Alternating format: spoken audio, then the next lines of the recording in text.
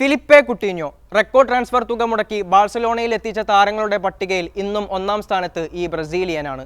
2018-ൽ ലിവർപൂളിൽ നിന്ന് അറ്റാക്കിംഗ് മിഡ്ഫീൽഡറെ ഒപ്പം ചേർക്കാനായി 165 മില്യൺ യൂറോയോളമാണ് അന്ന് കറ്റാലൻ സംഘം ചെലവഴിച്ചത്. ലിവർപൂളിൽ ഫോമിന്റെ പാരമ്യത്തിൽ നിൽക്കെയുള്ള ഈ റെക്കോർഡ് ഡീൽ യൂറോപ്യൻ ഫുട്ബോളിനെ ഞെട്ടിക്കുന്നതായിരുന്നു. എന്നാൽ സ്പാനിഷ് ലീഗിൽ കുട്ടീഞ്ഞോക്ക് കാര്യങ്ങൾ ഒട്ടും അനുകൂലമായിരുന്നില്ല. പരിക്കും ഫോമില്ലായ്മയും കാരണം സ്പെയിനിൽ ചലനമുണ്ടാക്കാതെ കുട്ടീഞ്ഞോ കാഴ്ചക്കാരനായി. ഒടുവിൽ ബ്രസീലിയൻ താരത്തെ ലോണിൽ ബയൺ മ്യൂണിക്കിലേക്ക് ബാഴ്സ പറഞ്ഞയച്ചു. അവിടെ നിന്ന് ആസ്റ്റൺ വില്ലയിലുമെത്തി കുട്ടീഞ്ഞോ. ഉനൈ എമറിയുടെ പ്ലാനിലും ക്ലിക്കാകാതെ വന്നതോടെ ഖത്തർ ക്ലബ് അൽ ദുഹൈലിയായിരുന്നു അടുത്ത ഡെസ്റ്റിനേഷൻ. ഇപ്പോൾ മറ്റൊരു സമ്മർ ട്രാൻസ്ഫർ കാലത്ത് വീണ്ടും ഒരു കൂടുമാറ്റ വാർത്തയിൽ നിറയുകയാണ് കുട്ടീഞ്ഞോ, അതും 33-ാം വയസ്സിൽ. തനിക്ക് ഫുട്ബോളിന്റെ വലിയ ആകാശം തുറന്നു തന്ന ബ്രസീലിയൻ ക്ലബ് വാസ്കോ ഡ ഗാമയുമായാണ് താരം ഒരു വർഷത്തെ കരാറിലെത്തിയത്. പോയ സീസണിൽ ലോണിൽ ഇവിടെ കളിച്ചിരുന്ന കുട്ടീഞ്ഞോയുടെ ഡീൽ പെർമനന്റ് ആക്കാൻ ക്ലബ്ബ് തീരുമാനിക്കുകയായിരുന്നു.